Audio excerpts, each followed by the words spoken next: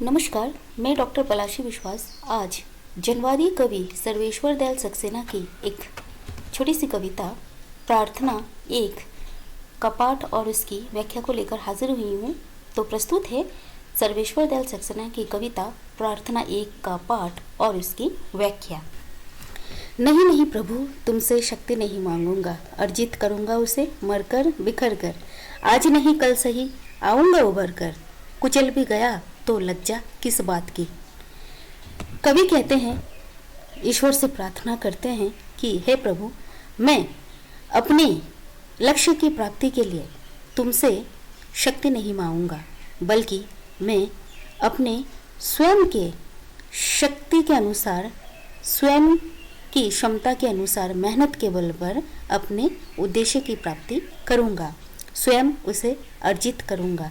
इसके लिए मैं तुमसे शक्ति नहीं मांगूंगा, चाहे मुझे मरकर बिखर जाना ही क्यों न पड़े, लेकिन मैं अपने उद्देश्य की प्राप्ति स्वयं अर्जित करूंगा। अगर मुझे आज सफलता ना भी मिलती है तो कोई बात नहीं, मैं कल फिर नए ऊर्जा के साथ अपने लक्ष्य की प्राप्ति के लिए चेष्टा करूंगा और नए सिरे से उबर कर आऊंगा। भले ही मुझे मेरे मार्ग पर कुचल दिया जाए तो इसमें लज्जा किस बात की। मैं फिर से नए ऊर्जा के साथ, नए शक्ति के साथ अपने लक्ष्य की प्राप्ति के मार्ग पर निकल पड़ूंगा। रोकूंगा पहाड़ गिरता, शरण नहीं मांगूंगा, नहीं नहीं प्रभु, तुमसे शक्ति नहीं मांगूंगा। मेरे इस मार्ग पर अगर पहाड़ भी गिरता है, यानी कि बड़ी बड़ी मुसीबतें भी आती है, तो मैं उसे सामना करूंगा। मैं उन मुसीबतों का सामना करूंगा, उन गिरते हुए पहाड़ों को रोकूंगा। फिर भी मैं तुम्हारी शरण नहीं मांगूंगा, मैं तुमसे शक्ति नहीं मांगूंगा, बल्कि मैं स्वयं अर्जित करूंगा। स्वयं के बल पर, अपने क्षमता के अनुसार, अपने मेहनत के बल पर अपने उद्देश्य की प्राप्ति करूंगा। कब मांगी गंध तुमसे गंधहीन फूल ने, कब मांगी कोमलता तीखे खींचे शूल ने। तुमने जो दिया दिया, अब जो है मेरा है, सो तुम व्यथारेन, अब मैं ही जागूंगा। नहीं नहीं प्रभु, तुमसे शक्ति नहीं मांगूंगा। कवि कहते हैं कि हे प्रभु, गंधहीन फूलों ने क्या कभी तुमसे गंध मांगी है? यानी कि फूलों के तरह तरह के किस्म होते हैं। कुछ फूलें सुगंधित होते हैं और कुछ फूल सुगंध रहित होते हैं, उनमें कोई खुशबू नहीं होती है।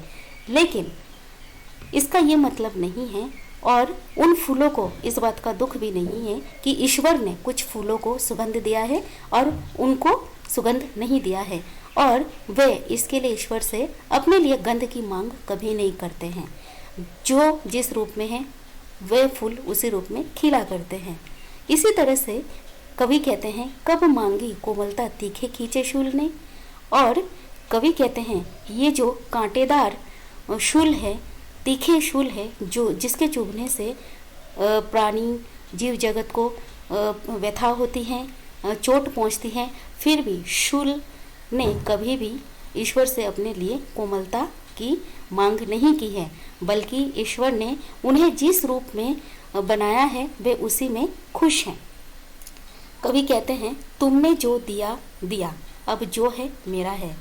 हे प्रभु, तुमने मुझे जैसा बनाया मैं वैसा हूँ, अब मुझे वैसा ही रहने दो।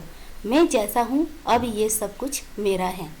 सो तुम व्यथारेन, अब मैं ही जागूंगा। नहीं नहीं प्रभु, तुमसे शक्ति नहीं मांगूंगा। कवि कहते हैं, हे प्रभु, तुम निश्चिंत रहो। मैं अपनी व्यथा, अपनी कष्ट, अपनी वेदना की रात्रि में स्वयं ही जागूंगा, लेकिन मैं तुमसे शक्ति नहीं मांगूंगा। मुझे तुमसे कोई शिकायतें नहीं है, बल्कि मैं अपने कष्टों का निवारण स्वयं ही करूंगा। दिन रात जागकर मैं अपनी लक्ष्य की प्राप्ति करूंगा, फिर चाहे इसके लिए मुझे कितनी ही बाधाओं का सामना क्यों ना करना पड़े। तो प्रस्तुत कविता के जरिए कवि ने हम सबको प्रेरणा दी है कि ईश्वर ने हमें जैसा बनाया है हमें उसी में खुश रहना चाहिए।